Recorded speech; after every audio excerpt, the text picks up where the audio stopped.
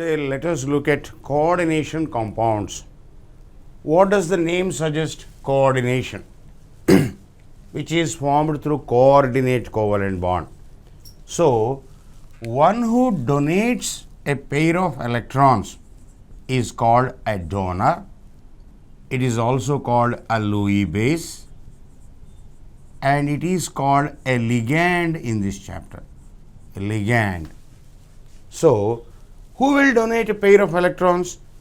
Those who have pairs of electrons, molecules with a lone pair on the central atom. NH3, it has a lone pair of electrons which is likely to disturb the bond pairs.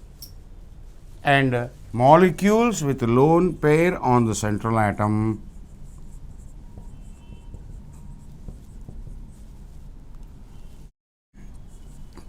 and all anions, negatively charged ions, can act as ligands, donors, Lewis bases.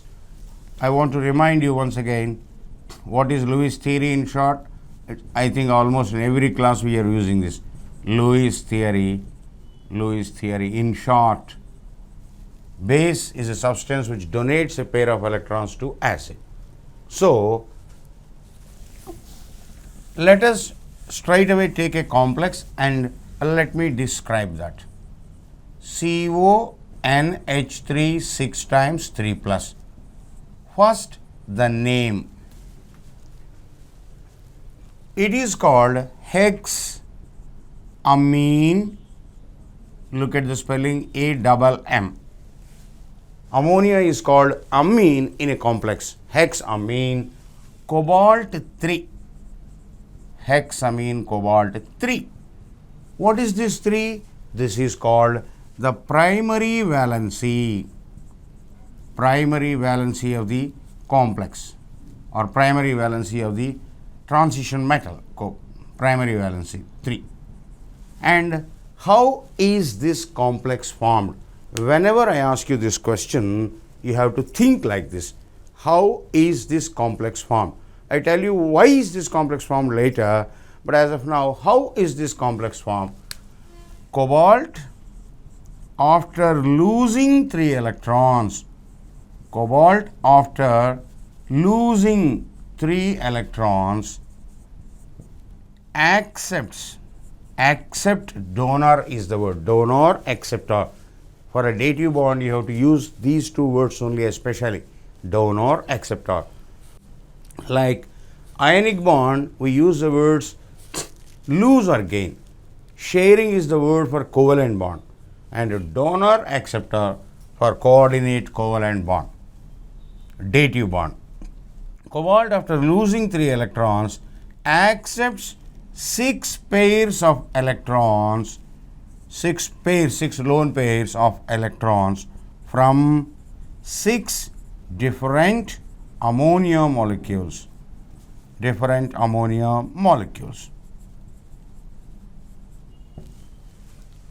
Why is it done like this? Why is cobalt taking so much of trouble? What do you mean by a complex compound or a coordination compound? Complex by definition is big. It's a huge molecule with so many members of the team.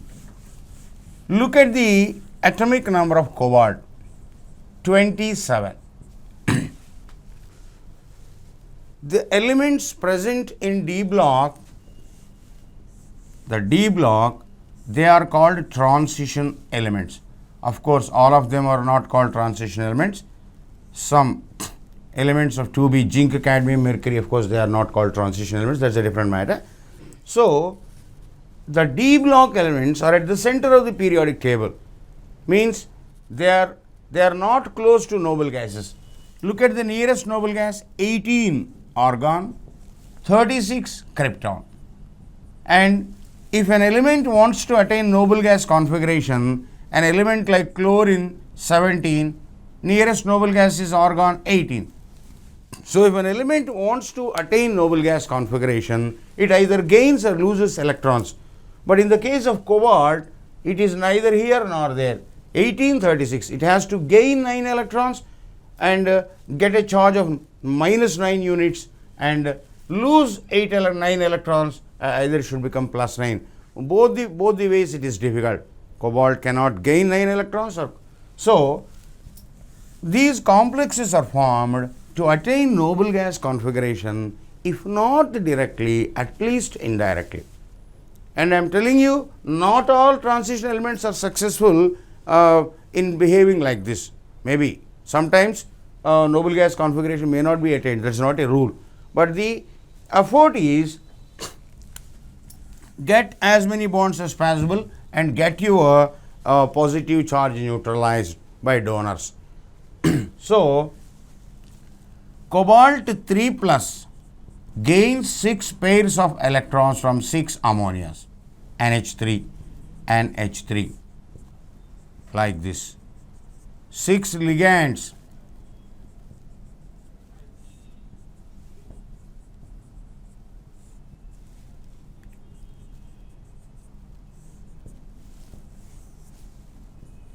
So, cobalt, after losing 3 electrons, and these 6, they are called, 6 ligands are called coordination number or secondary valency. Number of dative bonds is called secondary valency. So, first things first, how to name a complex? If Cn minus is the ligand, it is called cyano. If Cn minus is the donor, it is called cyano.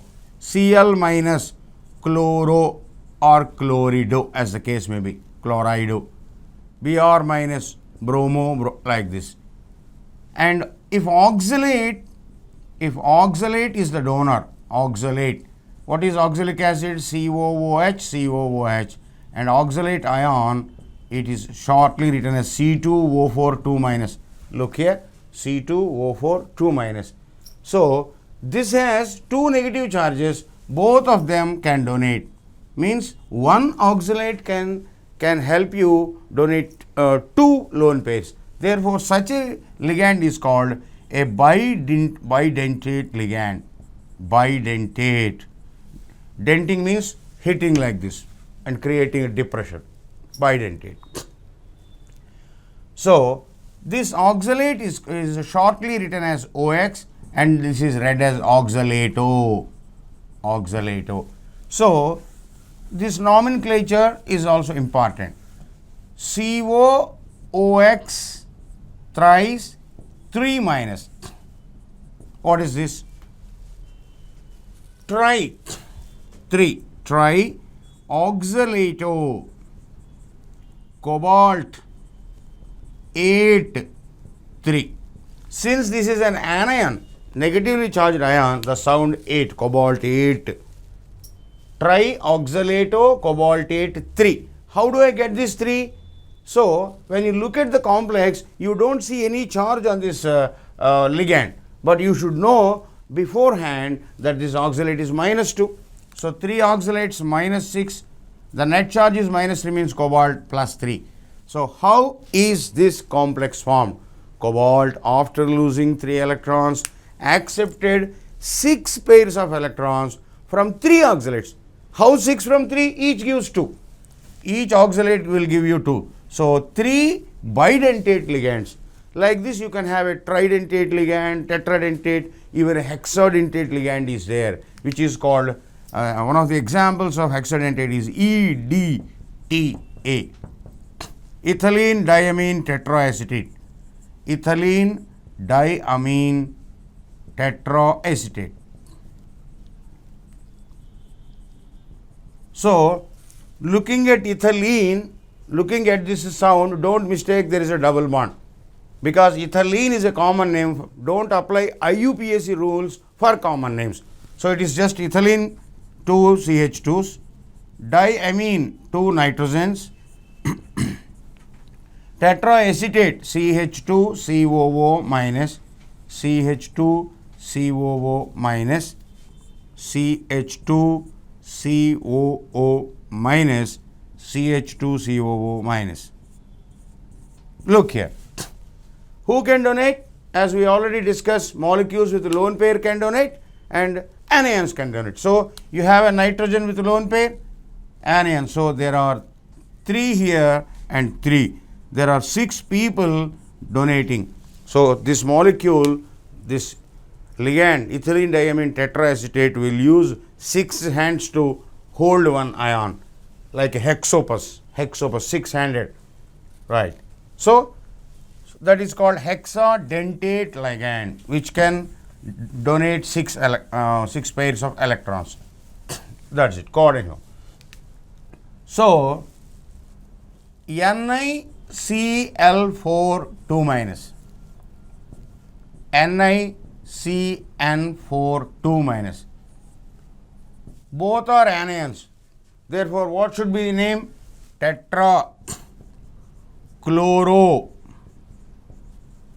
nickel nickelate 2. How do I know that this is nickel? Nickelate 2 means nickel plus 2. I am indirectly telling you nickel plus 2. How do I know that this is plus 2? 4 chlorines means Cl minuses, minus 4. Net charge is minus 2 means nickel plus 2. So what is the name of this complex? Tetracyanonickelate 2.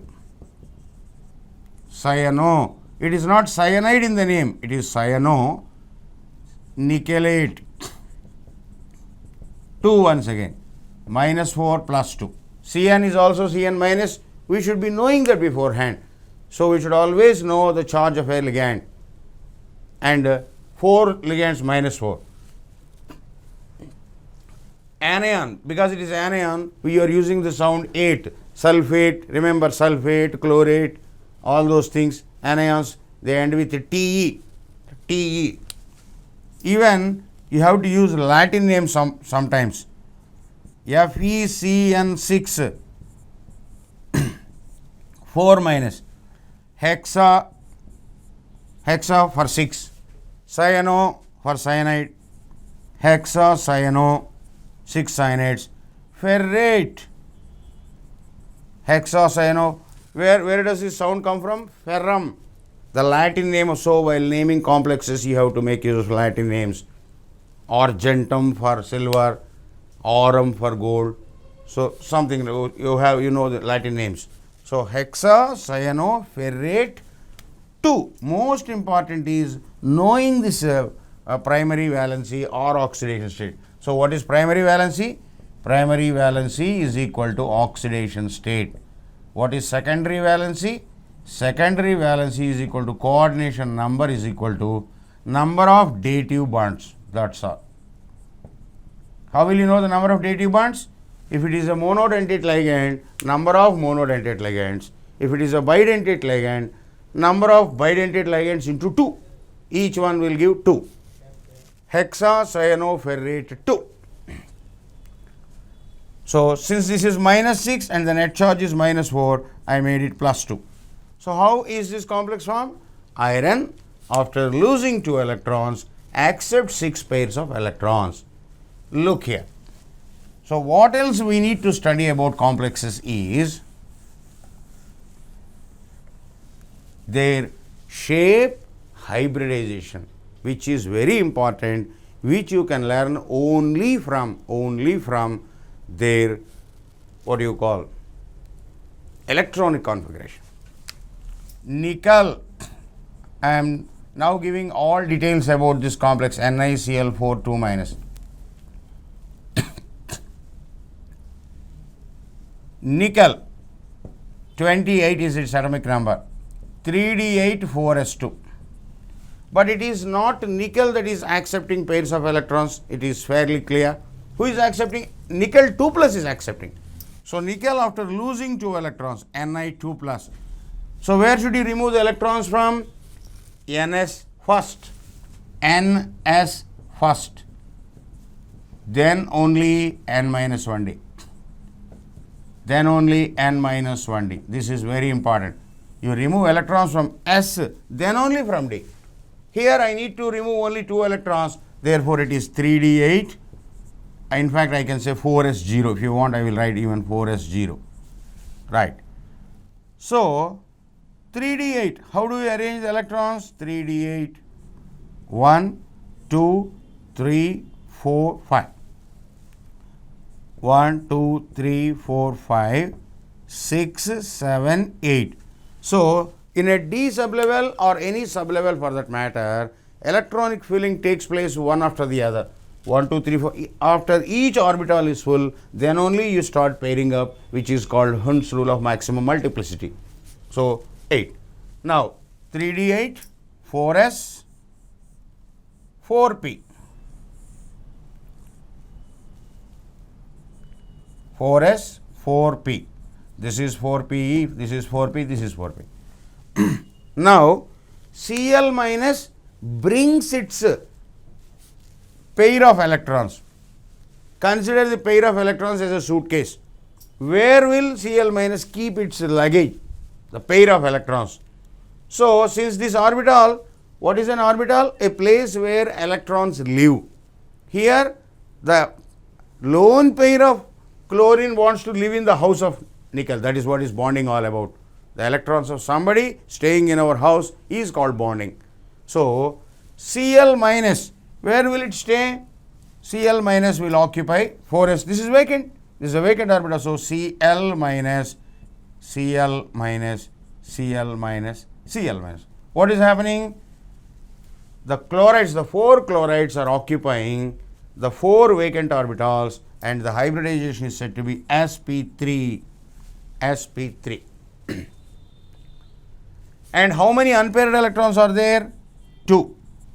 So a system with unpaired electrons, in the last class we discussed, is paramagnetic.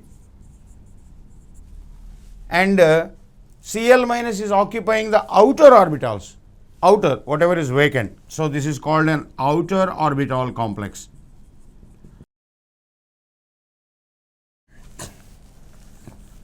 Outer orbital complex. Now,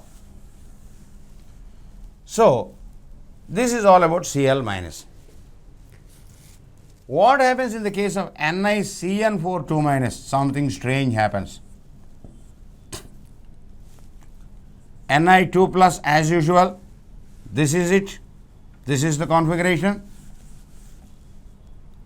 3d8 4s0 4p0, 3d8 4s0 4p0, and I forgot to tell you that sp3 means tetrahedral. What is the shape of NiCl4 2 minus? Tetrahedral. Why? The hybridization is sp3.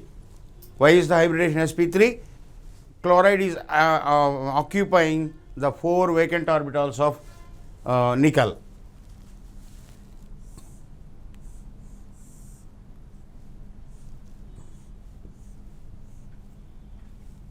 Four S0, 3d8, 4s0, 4p0. I am once again distributing the 8 electrons. Observe keenly. 1, 2, 3, 4, 5, 6, 7, 8. Now cyanide is coming in. Cyanide is coming in means this is nickel 2 plus. Cyanide is coming means the electrons of cyanide are approaching. How close the cyanide comes depends on how strong that is. Look here, Cn minus. What happens in Cn minus is it forces these electrons to pair up. These two unpaired electrons are forced to pair up because Cn minus is a strong ligand. That did not happen in the case of Cl minus. You may complain, sir, what happened in Cl minus? It's a weak ligand. And what is the obvious question? How do you know which is weak, which is strong? Don't worry, I'll give you a method. I'll give you a method. To remember all these things, one might consider it to be madness, but there are methods even in madness. Now, so Cn minus is a strong ligand. Now Cn minus starts occupying the inner orbitals. 1, 2, 3, 4, 5, 6, 7, 8. What happened? These two unpaired electrons are forced to pair up and Cn minus occupies these positions.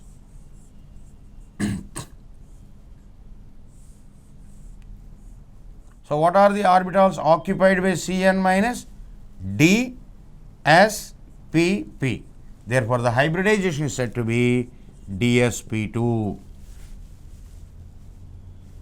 DsP2, and the shape is square planar. And it is said to be an inner orbital complex, And what happened to the unpaired electrons? The unpaired electrons which were there here, look here carefully. These two unpaired electrons are forced to pair up. No more unpaired electrons. So n is equal to 0. It is diamagnetic. So all these are possible questions on complexes. Shape can be asked, number of unpaired electrons can be asked, magnetic behavior, whether it is diamagnetic or paramagnetic, can be asked, and above all, hybridization can be asked. All these things are interrelated. So chloride occupied the existing orbitals, chloride occupied these vacant orbitals, cyanide is occupying vacated orbitals, orbitals which are vacated. Here this electron is forced. So who will do that? Only a strong ligand will do that.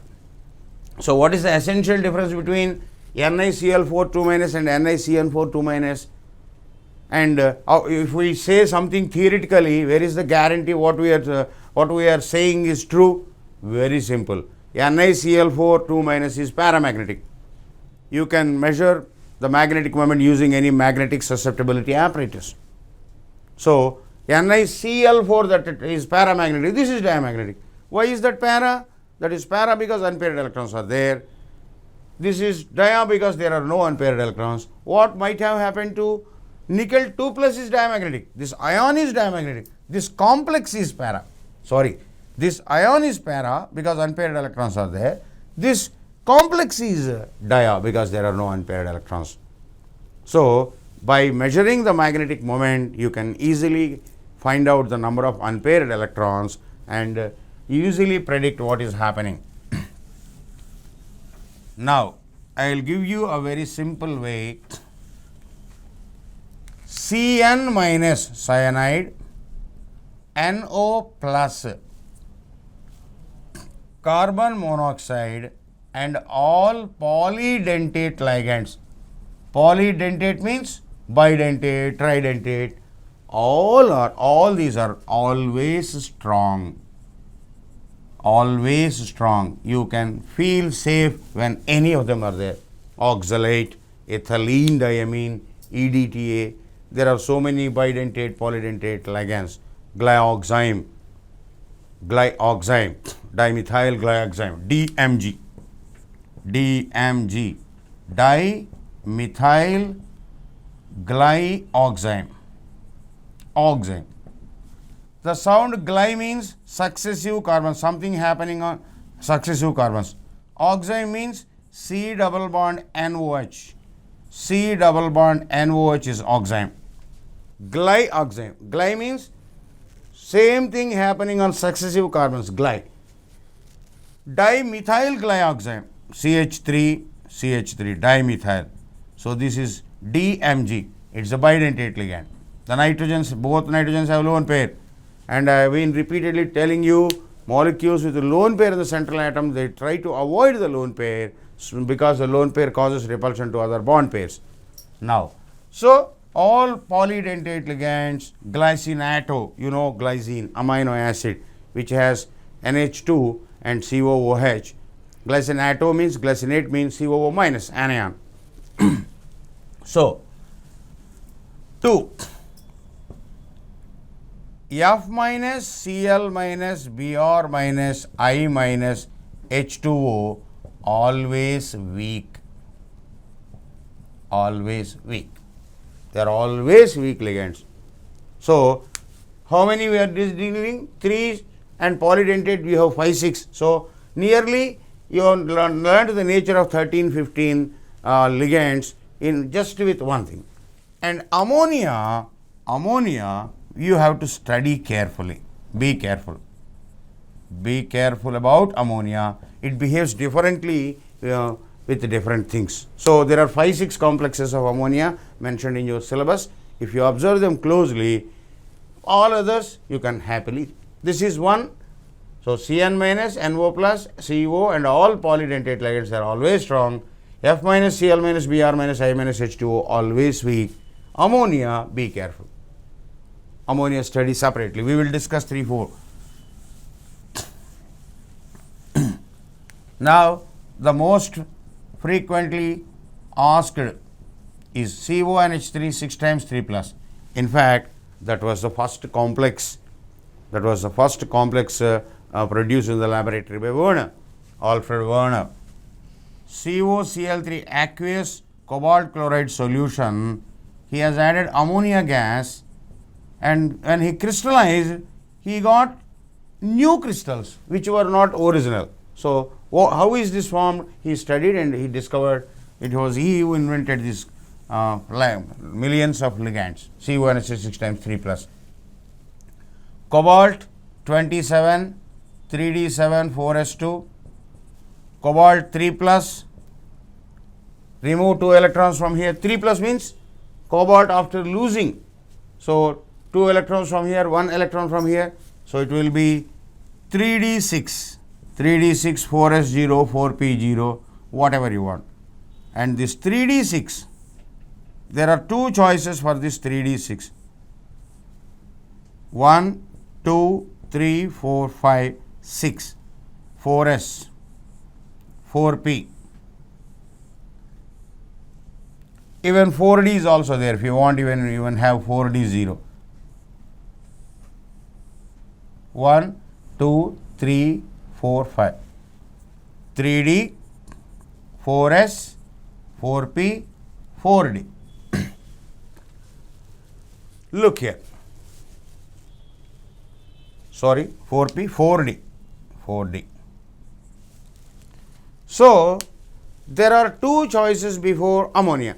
What is that it can do? It can occupy the vacant orbitals spp6, 1, 2, 3, 4, 5, 6. From here to here, it is called sp3d2. The hybridization is said to be sp3d2. When will it be sp3d2? If only ammonia occupies the vacant orbitals, or there are 4 unpaired electrons. If you pair them up, what happens? This is sent here, this is sent here, this is sent here, this is sent here. The 4 unpaired electrons can be adjusted in just 2 orbitals. So, you get 2 vacant orbitals here, don't you? Then it will be D2sp3, D2sp3. So, whether ammonia occupies vacant place or vacated place, a place vacated by the prior electron, the existing electrons. This existing electron makes way. Sir, please come in. Ammonia, they are inviting. Sir, come in. They are adjusting. So, who comes inside your house depends on how close he is to your house. Suppose if one of your close relatives come, they come inside. They don't stay in the veranda or they don't sleep in the balcony. If you go to your own brother's or sister's place, will you stay outside? No, you go inside if you are close. So, Cn minus is a strong ligand. How is it a strong ligand? HCN, is a weak acid. HCN is a weak acid. The conjugate of a weak acid, Cn minus, is a strong base, strong ligand. I said base means base or ligand, one and the same. Cn minus, strong ligand, strong base. Now, so in this case, in this particular case, ammonia occupies inner orbitals. Ammonia occupies inner orbitals. Therefore, this is where actually I should be drawing something else. One more orbital structure. So, ammonia, A for ammonia, AA. So, which positions ammonia is occupying? 2 inner d orbitals, D2sp3, octahedral. D2sp3, octahedral. Number of unpaired electrons 0, diamagnetic. Now, suppose COCl3, you add only 5 ammonias. You know about cobalt? 27. Cobalt 3 plus 24.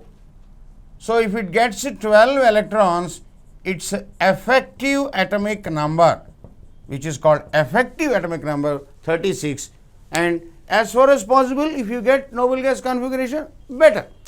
That is not a rule, but if you get noble gas configuration. So, what does cobalt try? In fact, cobalt tries to go to 36 by accepting 6 pairs. But there are only 5 ammonias are there. How will it manage? If you form a complex with 5 CONH3 5 times, that will be trigonal bipyramidal. you know 5 means trigonal bipyramidal, PCl5. Any system containing 5 is trigonal bipyramidal, but octahedral is more stable. So, what will it do? Now we have to devise a plan. Look here. So, how do you get effective atomic number? Atomic number minus your primary valency, whatever you have lost, cobalt 3 plus, cobalt lost, losing 3 electrons.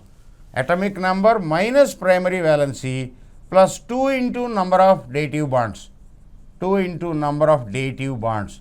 So, in this particular complex CONH3, 6 times 3 plus, calculate the effective atomic number. How is this complex formed? Cobalt, which has 27 electrons, after losing 3 electrons, gains 6 pairs of electrons, 6 into 2. How do I know it is 6? You can see the 6 here. Primary valency plus 3. Ammonia is 0, 6 ammonias, their oxidation state is 6 zeros. Ammonia 0. So, cobalt, all the charge belongs to cobalt. So, cobalt with 27 electrons, after losing 3 electrons, gaining, accepting is the correct word, 6 into 2, accepting 6 into 2, 12 electrons. Effectively, that becomes 27 minus 3, 6 into 2, 36. Okay? So, there is no rule that the effective atomic number should be equal to that of a noble gas. Okay? In fact, nickel prefers to form NiCN4 2-, which is tetrahedral. In nickel has 28 electrons. After losing 2, it is gaining 4 into 2. It has fallen short of noble gas. 36 is noble gas. So, nickel gained or accepted only 4 pairs. Nickel accepted only 4 pairs. It is surprising if nickel accepts 1 more, NiCN5 3-. This will have been 5 into 2, 36. If NiCN5 2- is formed, its effective atomic number would have been 36. But nickel prefers NiCN4 2- because that is trigonal bipyramidal, this is tetrahedral. Among all geometries, tetrahedral and octahedral are more stable. Okay? So, nickel prefers to form this rather than that. Cyanide, this particular complex is square planar. Square planar. NiCN4 2-, earlier I must have written NiCN4 2-, this is square planar complex, not a tetrahedral. Okay? Right, square planar. Previously I must have written square planar. Now, so all palladium 2 and platinum 2 complexes in their 4 coordination number, are diamagnetic, square planar and DSP2. Let us not go into the reason.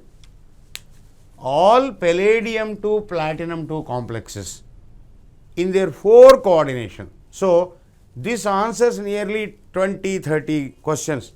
For example, what is the shape of PdCN4 2-, tetracyano-palladate 2? Palladium is congener of nickel. Nickel, palladium, platinum belong to the same group.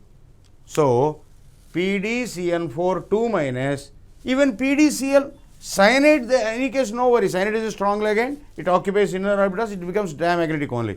Even PdCl4 2-, surprisingly, it is a weak ligand, but even the weak ligand occupies inner orbitals for some reason.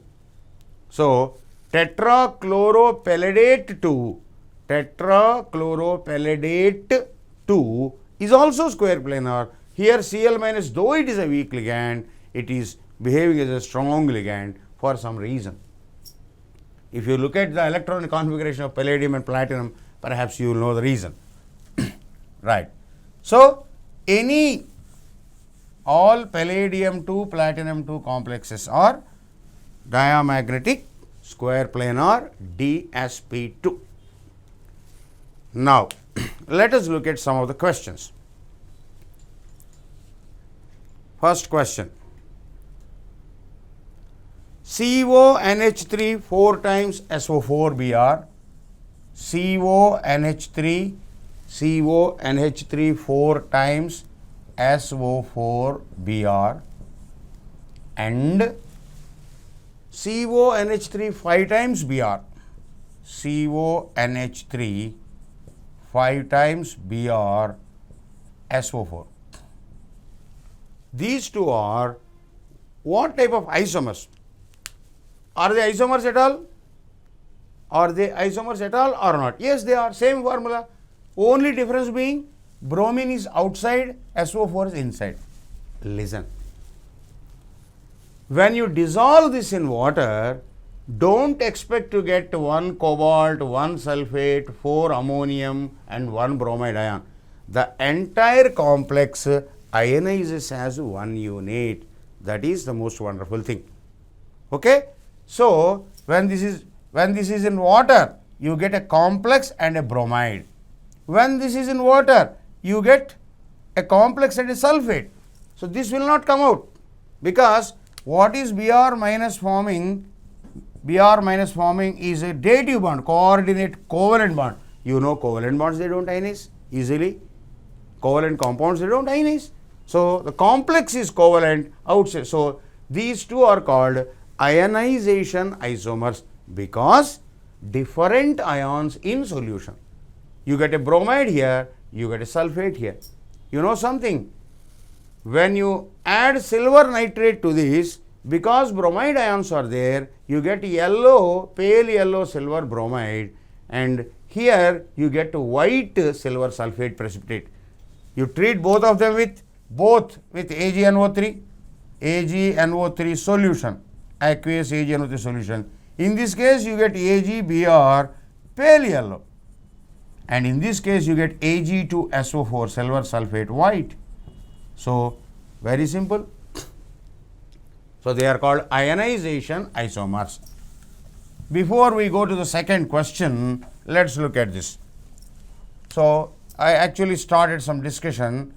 COCl3 plus 5 ammonias, right? So, cobalt needs 6 ligands. So, cobalt 3 plus is ionically bonded with 3Cl minus, Cl minus, Cl minus, cobalt chloride. 5 ammonias are there, NH3, NH3, NH3, NH3 and NH3. Look here, ammonia is donating and listen. So, these dotted lines indicate it is an ionic bond and this is called ionizable valency. Means this chloride ion actually gets separated in water. You can see chloride ions moving in water. This bond between cobalt and ammonia does not break because it is a covalent bond. In water, it does not ionize. So, cobalt after losing 3 electrons, it is gaining from 5 only. If it accepts 6, it will be happy octahedral. How is it possible? Now listen to me. One of the chlorides is asked to play a double role. One of the chlorides. So, what is chlorine doing here? Gaining an electron in an ionic bond. This is gaining an electron. Now, the same chloride is asked, please donate also. What is this chlorine doing? It is satisfying the primary valency, means taking electrons when given, and satisfying the secondary valency, giving back. So, why is only one chloride put to the task? So, what is the formula of the complex? It is CONH3 5 times, 1 chlorine inside and only 2 chlorines outside the complex. It is not COCl3 as you want to believe it. So, there are 3 chlorines no doubt, but 1 chlorine is playing double role. So, how many ions you will get when you dissolve this in solution? You get only 1 plus 2, 3. 1 plus 2, 3. Right? That is it. So, actual formula of this original complex is CONH3 6 times Cl3. So why cobalt 3 plus prefers 6 ligands? Noble gas configuration it will get, octahedral geometry it will get. So not only noble gas, octahedral. So when 6 ammonias are there, it's all well and good. 6 ammonias are there, no problem. But only 5 ammonias are in short supply, only 5 are there. One of the chlorines is made to play. Okay. Now, how many ions you get when you dissolve this in water? CONH3 6 times Cl3. 1 bracket plus 3 outside the bracket, total number of ions 4. Please listen. K4FeCN6. When you dissolve one molecule of this, how many ions you get? If you are a little careless, you would say, sir, 4 potassium ions, okay, 1 iron 2 ion and 6 cyanide ions. You will give me a list of 11 ions, 6 plus 1 plus 4. Do you really get 11 ions? No. Because this entire bracket, square bracket, is 1 ion. So what is the name? Potassium hexacyanoferrate 2. So what is the name of this ion? You get 4 potassium ions, no doubt, K plus, K plus, K plus, K plus, no doubt. But you get only 1 ion, which is called FeCN6 4 minus hexacyanoferrate 2. The name of the ion is hexacyanoferrate 2. So these are not ionizable.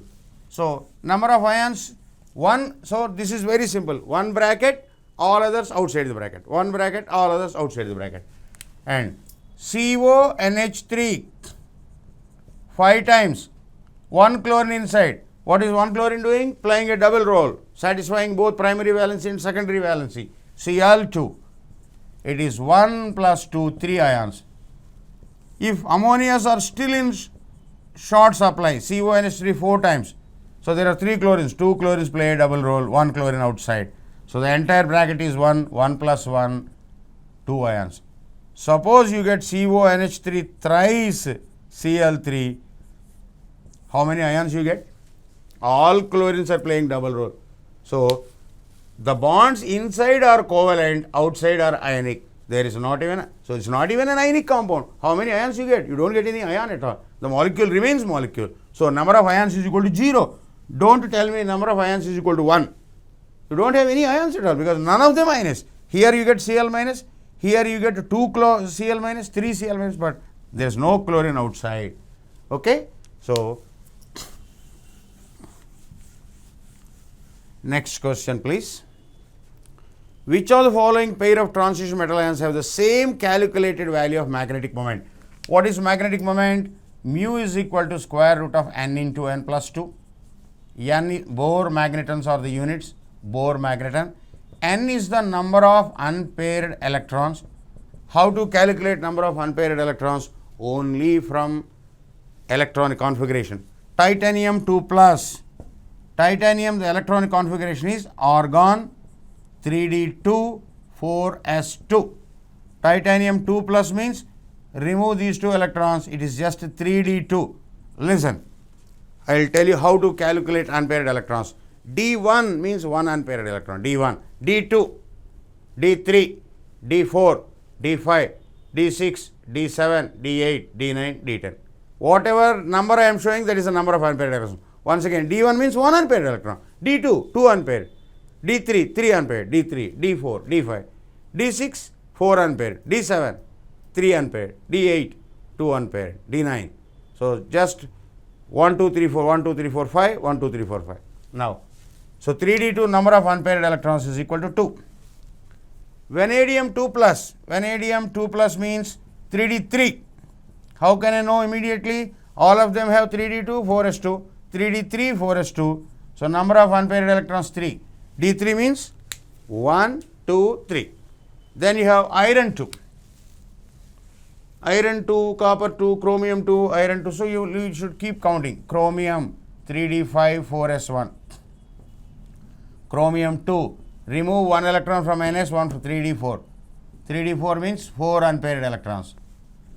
Now, Fe2, first iron, 3d6, 4s2. You see, so what is most important in this chapter? knowing the atomic numbers and knowing the electronic configuration. That's all. Simple. If you know atomic electronic configuration, you will get 1 or 2 questions in this chapter free. 3d6 4s2 iron. Iron 2 3d6. d6, what is it I said about d6?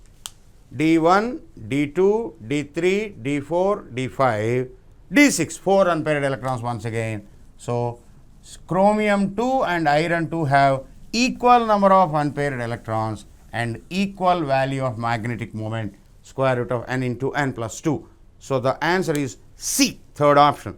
You can calculate the remaining also, cobalt, titanium. Next question, please.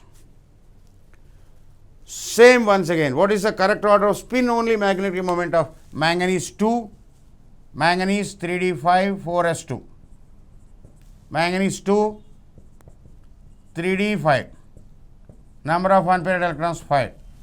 Chromium 2, a moment ago only we calculated chromium 2.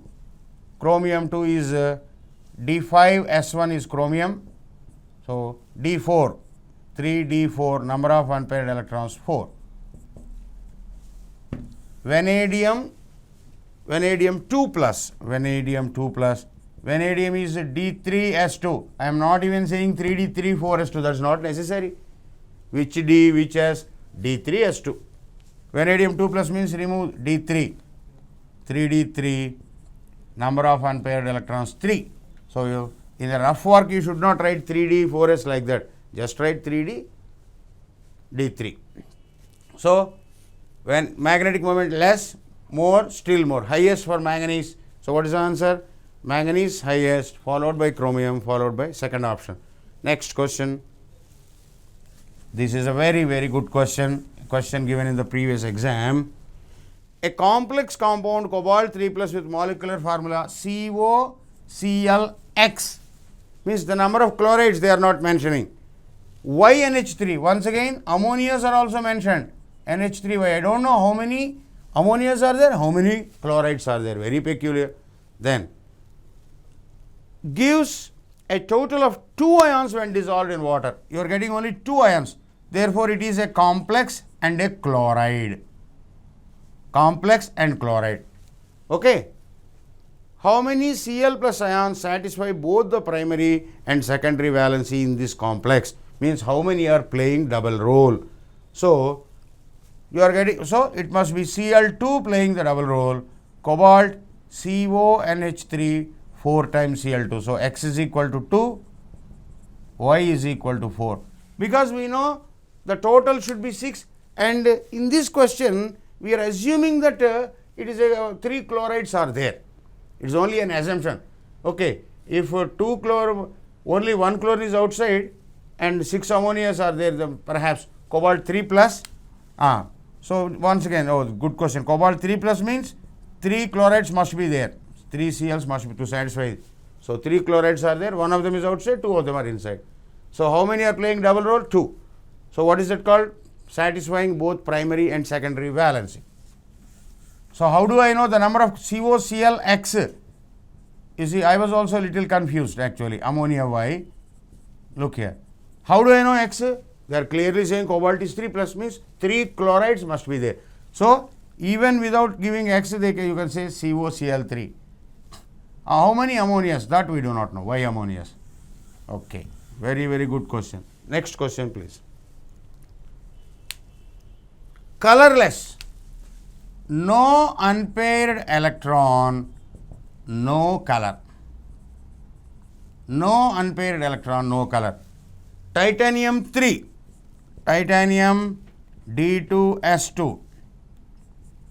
Titanium 2 plus. It's 3 plus, I think. Titanium 3 plus. D1, 1 unpaired electron. So if an unpaired electron is present, you can be sure it is colored. Copper 2 plus. Copper 3D10 4S2. Copper 2 plus. Copper 2 plus means remove these 2 electrons. 3D10. Number of unpaired electrons 0. So copper 2 plus is colorless. Scandium 3 plus. Scandium 3D1 4S2. Scandium 3 plus means you have to remove 3 electrons. Remove all of them. Argon. no unpaired electrons. Zinc 2 plus, zinc is D10S2. Zinc 2 plus is D10. D10 means number of unpaired electrons 0. How will you calculate? D1, D2, D3, D4, D5, D6, D7, D8, D9, D10. 0. So, the answer is scandium 3 plus and zinc 2 plus. So, what is the concept? No unpaired electron, no color. Let us go to the next question. Same paramagnetic character means same number of unpaired electrons. Same paramagnetic means same number of unpaired electrons. I believe you can calculate. Let me look at the choices. Copper 2 means D9, 1 unpaired electron. Ti 3 plus, D1, 1 unpaired electron. So, the first option itself is right. Copper 2, D9 means 1 unpaired electron. Titanium 3 plus, titanium 3 plus means D1, 1 unpaired electron. Let us look at the next question. Ferrous ion changes to X ion on reacting with acidified hydrogen peroxide. The number of d electrons present in X and its magnetic moment are respectively. Very, very interesting question. Ferrous ion, right, changes to X ion on reacting with acidified hydrogen peroxide, that is hydrogen peroxide in acidic medium.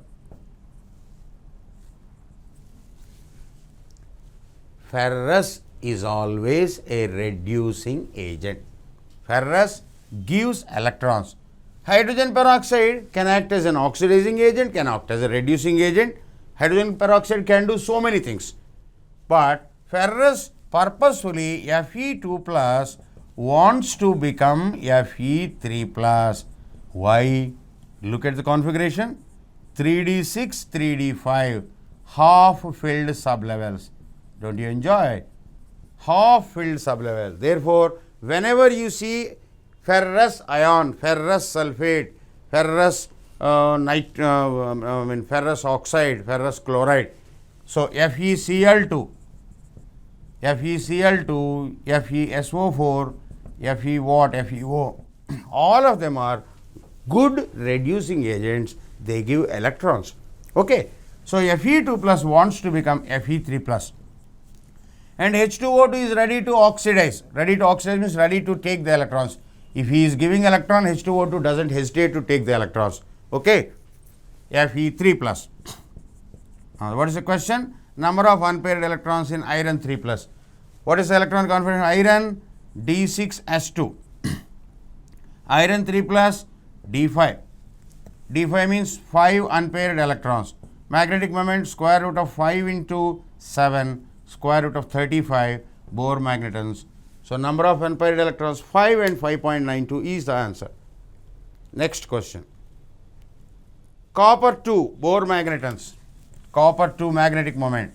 Very simple. Copper D10S1, that is the electronic configuration. 3D10 4S1. Copper 2 plus 3D9. Number of unpaired electrons 1. So, magnetic moment mu is equal to square root of n into n plus 2. So, 1 into 3 root 3 1.73. Next question please. Iron sulfide is heated in air to form an oxide of sulfur. A is dissolved in water to give an acid. The basicity of the acid is, listen, iron sulfide means FeS. It is heated in air. Air means oxygen. What is likely to come? Sulfur dioxide. Sulfur dioxide in water. Sulfur dioxide in water, H2O, you get H2SO3. What is the basicity? Basicity of any oxygen acid is equal to number of hydrogens present, 2. So, if you get a doubt whether it is SO2 or SO3, as far as this question is concerned, no problem. Because even if you get SO3, it is H2SO4, basicity is 2. So, you have to answer, even though you don't know the product, you have to answer it intelligent way. So, assuming some of you may get a doubt whether it is SO2 or SO3, So, you get H2SO3, H2SO4 when dissolved in water. Both of them basicity is 2. What is the rule for basicity? Basicity is number of hydrogens present except those 3. H3PO3, H3PO2. You always eliminate them. Forget about them. Oxy acids we discussed. So, except these 3, basicity of all others is equal to number of hydrogens present. Next question. This is the last question. Highest magnetic moment, same old question, copper 2, D9, number of unpaired electrons 1, titanium 3, D1, number of unpaired electrons 1, Ni3 plus, D8S2, D7 means number of unpaired electrons 2, Mn2 plus, manganese is D5S2, manganese 2 plus I believe is D5, number of unpaired electrons 5. What is the question all about? Exhibits highest magnetic moment, that is manganese 2. Okay, with this we will end our lecture. Tomorrow we will continue with a new topic.